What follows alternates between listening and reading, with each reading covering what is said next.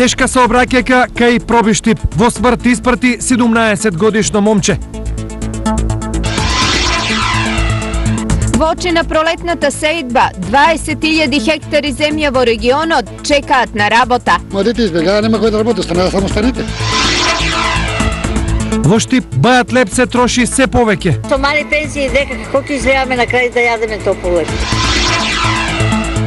Јагленот нова надеж за Пехчево. Тоа е убава работа. Наскоро чиста вода за жителите до Пробиштипски бунеш. Со 3 милиони денари општината им гради водовод. 2 километарски цевковод. Тешка сообраќајка кај Пробиштип во смрт испрати 17 годишно момче. Смртта младиот Александар К го пресретнала на патот кон Ратевица. Таму момчето изгубило контрола над возилото, се превртело и за секогаш ги затворило очите.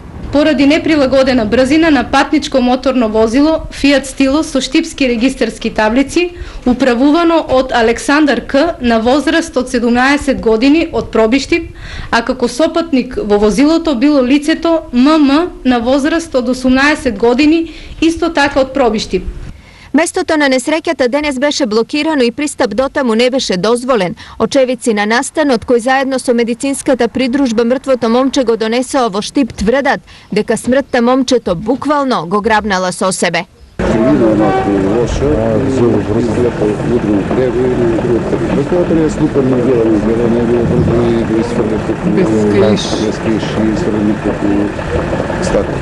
Полициската истрага треба да утврди што е вистинската причина за несреќата, но првичните информации укажуваат дека момчето возело побрзо отколку што требало. Инаку возилото тоа го зело без знаење на родителите и заедно со 1 година помладо другарче тргнале да се повозат. Ниту еден од нив немал возачка дозвола, а неискуството и брзината биле кобни за Александар, додека неговиот помлад сопатник завршил со телесни повреди. Смртта денес со себе го однеси и 65 годишниот Милан Мицов, кој по пожар што избувна во неговиот дом пред 15 дена беше сместен на клиниките во Скопје.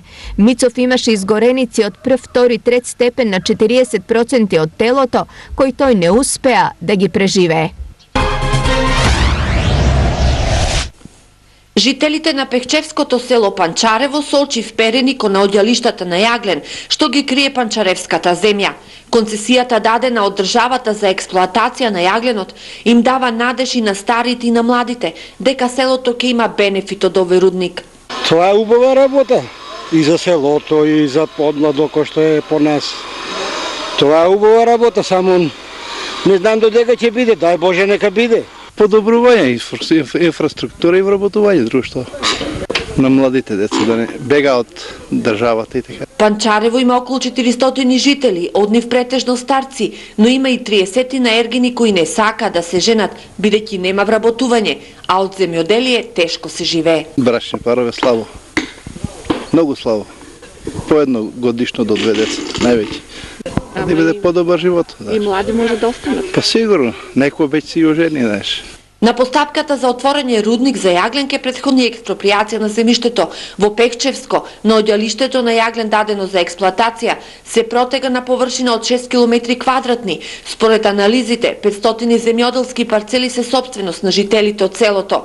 57 годишниот Ѓорги на овој дел има 30 декари земја. Зависи се од цената на што ќе понудат држава или кој ќе биде. Ако е добра цена, ќе го даваме, што ќе правиме? Според анализите на општината, жителите се согласни да го дадат земјиштето по пат на експроприација. Во разговор со граѓаните се расположени да го дадат, затоа што е од општи интерес за сите. Доста од земјиштето и не е обработливо, меѓутоа и тоа што е обработливо, луѓето се заинтересирани затоа што ќе си го зголема домашниот буџет. Концесиите за експлоатација пред 3 месеци државата ги додели на акционерското друштво за вршење на енергетски дејности во државна сопственост, Македонски енергетски ресурси, но планирано е инвестицијата во рудникот да оди по пат на јавно-приватно партнерство и влесна странска компанија. Поради изборите моментално е стопирано во владата, требаше владата да го одобри повикот. моментално ради изборите се стопирана постапката и чекаме. Освен во Пехчевскиот басен, државата на истата државна компанија додели уште една концесија за експлоатација на јаглен, која се протега на површина од 4 км квадратни и се наоѓа кај Делчевски звегор. Инаку на овој дел на истокот се детектирани наоѓалишта на јаглен тешки 50 милиони тони, што на жителите од овој регион им дава надеж за подобрување на економската состојба и вработување на младите. Од вкупно 20.000 хектари обработлива земја во источниот регион во очи на пролетната сеидба чека на работа. За препастувачки високиот процент е присутен и покрај фактот што храната е се поскапа, а до работа и пари се доаѓа се потешко. Најмногу слободна земја за работа има во Делчевско. Таму од 9.000 се обработуваат само 4.100 хектари. Зошто земјоделци има се помалку, иако државата дели се повеќе субвенции? На младите не им се работи. Старите колку можеме. Младите избегава, нема кој да работи, останаа само старите. И кој ќе работи? Нема кој да работи. Од друга страна, стручаците со земјоделците не се согласуваат. Да го напуштат проектот, во наводници проектот, програма за заштита или времена сеидба. Во можности или во услови на широк пристап на интернет, широкопојасен интернет, кој што пружа мноштво од податоци и информации. Пред се треба да ги следат временските податоци. Доколку и внимателно да следат кога ќе се случи дожд, ќе имаме суша или нешто слично. Например, да почне да соработка со советодавните институции кои ќе помогнат да определат има ли потреба или нема да се врши основно или дополнително ѓубрење во текот на сезоната. Со тоа ќе заштита животна средина, ќе намалат средства кои што ги потребуваат за одржување на состаните култури, што на крајот ќе резултира со многу поголем позитивен финансиски ефект. Дали нашиот традиционален земјоделец туку така може да се промени и одеднаш се да се смени? Секој си знае, више ние сме, јас од 70 години, што има случај, више јас знам дека што треба таа површина да оствареме. И оризи сме се јале, и пченки се, се живо. И тоа е тоа. Да, нема што да ставиме само финансите се важни. Пари се важни, другото сколно не треба. Ова е и причина што земја за работа има се повеќе, производство се помалку, иако државата субвенции дели се повеќе. За илустрација, во 2004-та субвенции за земјоделци имало 7,2 милиони евра, во 2007-та 21,6 милиони, во 2012-та 115 милиони, а оваа година по истиот основ се предвидени 130 милиони евра. Но ова не ги донесе очекуваните резултати, па состојбата во земјоделието битно не се промени.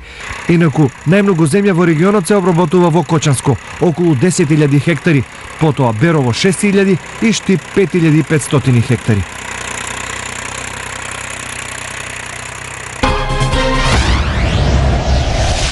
Сиромаштијата луѓето ги прави домакини. Примерот е Штип, главниот град на истокот, каде домакини од Зорт има се повеќе. Овој заклучок има и аргумент и тој е едноставен. Па секако, ние забележавме веќе дека се бара тој леп. Сигурно со стотина парчиња повеќе од претходните месеци. Имаме тренд на покачување. Лебот е добро спакуван, значи за употреба сосема одличен. Она што го кажуваат пекарите го потврдуваат и граѓаните. Се некои ми посебно продавници само за тоа. За тај леп. Помалку финанси имат, што не истосуват и за толку купуват бајат леп. Јас си купувам се вчерашен од Штипски сокак. Со мали пензии дека како ќе излеаме на крај да јадеме топол леп. Ова е клучен аргумент дека се повеќе луѓе јадат бајат леп, бидејќи сиромаштијата пак јаде се повеќе луѓе. А калкулацијата е едноставна. Тврдиот леп чини половина од свежиот. Ако земеме предвид дека нашиот леп е 25 денари, а го продаваме вчерашниот по 15 денари, во месецот 30 дена, 10 денари поевтино го плаќаат лебот за останато од вчера, така да околу 300 денари за само едно парче леп во месец фамилијата ќе заштеди. Овој домакински есап годинава го прават околу 300 семејства, бидејќи дневно во Штип непродадени остануваат околу 1000 парчиња леп, што е од 3 до 5% од потрошувачката. Освен леп на половина продажба во штипските супермаркети секојдневно се ставаат и бели пецива. Исто како и за лебот, муштерии има и за нив. Дали е срамно да се купува бајат леп? Кога е немаштија, гледаме динарот да го направиме два, не е за ништо срамота, деца. 15 странски експерти од Холандија и Германија доаѓаат на помош во македонски компании како дел од проектот за ангажирање странски експерти за потребите на домашните компании. Првата група на странски експерти ќе биде овде до крајот на април, а по неа на секој 45 до 60 дена ќе доаѓа нова група. Извонредно значаен проект за македонската деловна заедница, затоа што неговата интенција е овие практичари, експерти со меѓународно искуство и реноме да бидат привлечени, да бидат ангажирани, донесени во Република Македонија определен период да работат и да придонесат до домашните компании, на тој начин да овозможат напредување на деловните процеси, да овозможат поголема профитабилност за компаниите, поголема ефикасност и ефективност на работниот процес. Вкупно 3633 жалби од работници пристигнале до Сојузот на синдикатите на Македонија во 2013-та, што е за 25% повеќе од претходната година. Најмногу поплаки имало за неисплатени плати, придонеси и надоместоци во угостителството, туризмот, комунално-стамбеното стопанство и за нечиството. Доколку сите овие наведени правни действија, работниците би ги превземеле приватно, Сојузот на синдикатите на Македонија со својато бесплатно регулирање на ова активност и помош фактички му заштеди повеќе од 17.841.094 денари. МВР открила 206 кривични дела од областа на недозволената трговија со оружје и поднела 237 пријави минатата година. На пријавените им биле запленети и одземени 185 парчиња оружје, 11.000 парчиња муниција, 19 пакувања експлозив и над 235.000 пиротехнички парчиња. Само во текот на минатата година откриени се 206 кривични дела од областа на недозволена трговија со оружје. Тоа говори за тренд на зголемување на откривачката функција за над 15% во однос на 2012-та. Наскоро чиста вода за жителите до Пробиштипски Бунеш. Со 3 милиони денари општината им гради водовод. Тој проект опфаќа изградба на комплетно нова водоснабдителен објект со каптажа, со зафат, со 2-километарски цевковод кој што треба да ја доведе водата од изворот до постоечкиот резервар. Ова значи чекор понапред во зголемување на квалитетот на живот во селото, но и подобри услови за развој на сточарството и земјоделството. Од друга страна, ова би значило можност за повторно заживување на селото и враќање на жителите кои него го напуштиле. Кај луѓето кои што можеби одредено време се селиле од овие места, се јавува интерес за повторно враќање, меѓутоа мора да обезбедите минимум услови да тие луѓе се вратат и почнат да развиваат земјоделие, сточарство или друга гранка за која би била нивна екзистенција. Освен тоа, градоначалникот најавува и други проекти од инфраструктурата и разобувување на централното градско подрачје во Пробиштип. Тоа е улица во должина од околу 1220 метри, комплетно поставување на нов асфалтен слој, нови тротоари, нова сигнализација и хоризонтална и вертикална и паралелно со овој проект на реконструкција на улицата. Првата чаша вода од новиот водовод жителите од Бунеш ке може да ја испијат за 60 дена, за кога е предвидено да заврши изградбата. Останатите активности ке започнат наскоро. Општина Македонска Каменица именуваше лице за контакт, кој ќе работи со граѓаните кои имаат одреден вид и степен на попречување од страна на државните органи, јавни предпријатија, установи и други институции. Врската меѓу граѓаните и институциите во Каменица ќе биде Весна Дончевска. Изградбата на новиот мост на Злетовска река, кој ќе ги поврзува селото Жиганци и Пишица, е во завршна фаза. Мостот е со должина од 31 и широчина од 5 метри и носивост од 15 тони. Мостот се гради со 9,5 милиони динари, од кои 8 се од државата и 1,5 од општината. Покрај коритото на Брегалница денес беа засадени повеќе дрвца, а беа спроведени и останати активности за хортикултурно разубавување на кејот во овој дел на градот. Се врши моментот подсејување на целата оваа површина со тревно семе, а можете да видите дека и вршиме кастење, односно санитарно-техничка сеча на целокупната дрвена маса која што ја има овде. Освен тоа, најавено е уредување и на други зелени површини, односно на еден од најстарите паркови во градот, со што градот полека се подготвува за пролет. Станува збор за паркот измеѓу ресторан Бриони и шумско стопанство Серт, така наречен Влахчево Лојзе. така да се надам дека оваа година и тој парк ќе го добие својот заслужен изглед со сите паркови содржини. Утре во Делчево без снабдување со електрична енергија ќе останат населените места Беровско езеро и Пипонски колиби во периодот од 9:30 до 15 часот.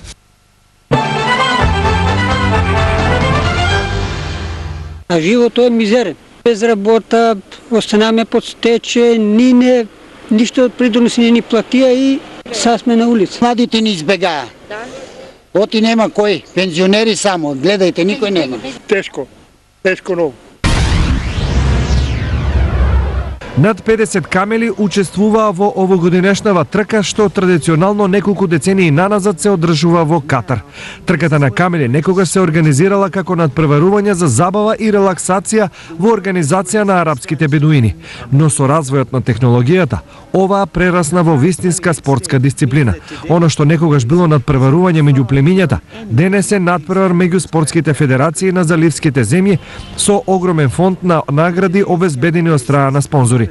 Трките ги следат семејствата на емирите од земјите учесници, што дополнително ја зголемува популарноста на овој спорт.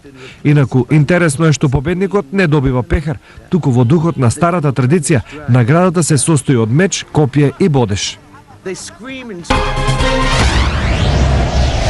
Во 58-иот ден од годината, утре, 26 февруари, православните христијани се сеќаваат на преподобен Симеон Мироточи, а припадниците на католичката вероисповед го одбележуваат Александар.